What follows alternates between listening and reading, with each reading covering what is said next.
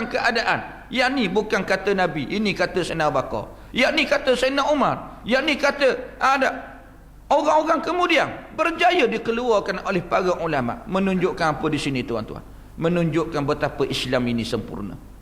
Islam ini lengkap. Islam ini relevan sampai ke hari kiamat. Menunjukkan di sini betapa contoh amalan Nabi, tubuh badan Nabi SAW tidak dapat ditipu oleh siapa. Nabi SAW bersabda, la tazalu ta'ifatun min ummati zahirina alal haq. Akan sentiasa ada di kalangan umatku mereka yang zahir di atas kebenaran. Berlaku sahaja pembohongan yang disandarkan kepada Allah, kepada kalam Allah, kepada hadis-hadis Rasulullah SAW, kepada agama Islam, nescaya akan ada orang bangkit menyatakan kebenaran. Dalam perkara ibadah haji, khuzu anni manasikakum, ambil daripada aku cara ibadah haji kamu. Sahabat tengok Nabi, tabi'in tengok sahabat, orang kemudian tengok orang depan, sampai kita sampai ke hari kiamat. Tuan-tuan, kita mengerjakan haji umrah sama dengan Nabi kita Muhammad SAW. Mustahil berlaku penipuan dalam perkara itu.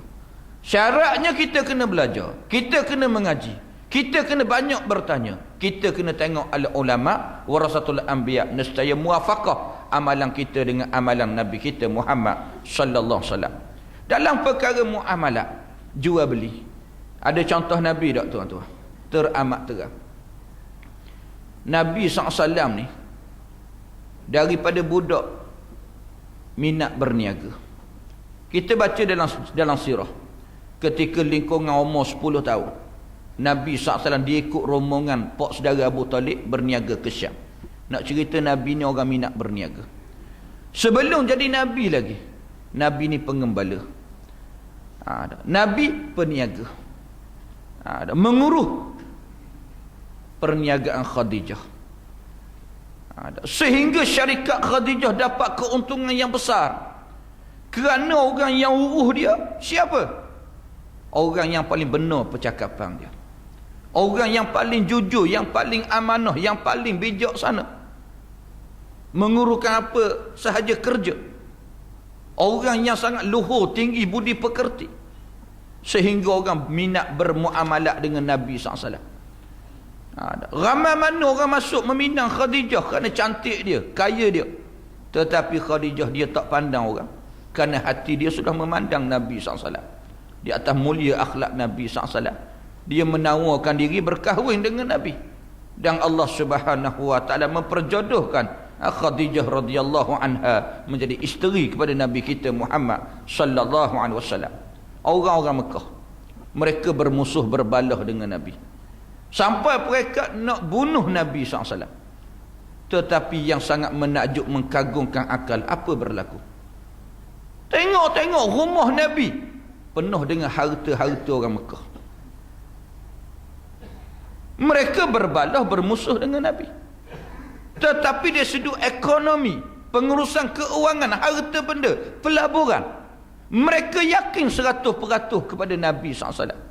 Ketika nak hijrahnya Nabi ke Madinah, Nabi pesan kepada Sayyidina Ali, Ali, harta ni orang ni, harta ni milik orang ni, harta ni milik orang ni. Harta mana? Harta yang ada di dalam rumah Nabi, iaitu harta orang-orang Mekah yang memusuhi Nabi, sampai mereka nak bunuh Nabi. Tetapi mereka yakin kepada Nabi dalam hal ehwal membabitkan jual beli, perniagaan dan seumpamanya. Nah, kerana apa? Mereka tahu Nabi ni orang amanah, orang jujur, orang benar. Harta benda mereka tidak akan dikhianati, mereka akan dapat keuntungan. Di situ kata ulama, pengasas pembengkang di dunia ini sebenarnya adalah Nabi kita Muhammad sallallahu alaihi wasallam, bukan orang barat. Nabi kita pengasas pembengkang di dunia ini. Orang Mekah sudah sekian lama mereka bermuamalat dengan Nabi SAW. Kerana apa? Mereka tahu kalau bagi modal kepada Abu Jahal, Abu Lahab, untung ke mana, modal ke mana. Kerana apa? Temberang punya orang ni.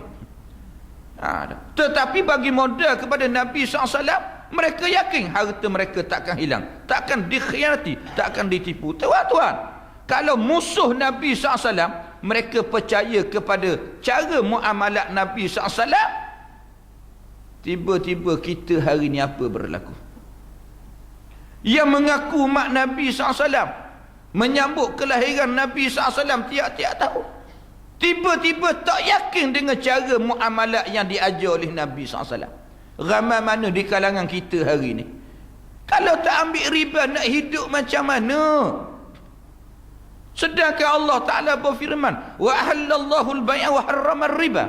Allah Ta'ala menghalalkan jual beli, mengharamkan riba. Nah, ramai mana di kalangan kita hari ni semata-mata untuk hidup sementara di dunia, sanggup berkata kalau tak ambil rasuah nak hidup macam mana, nak naik macam mana sama dengan orang.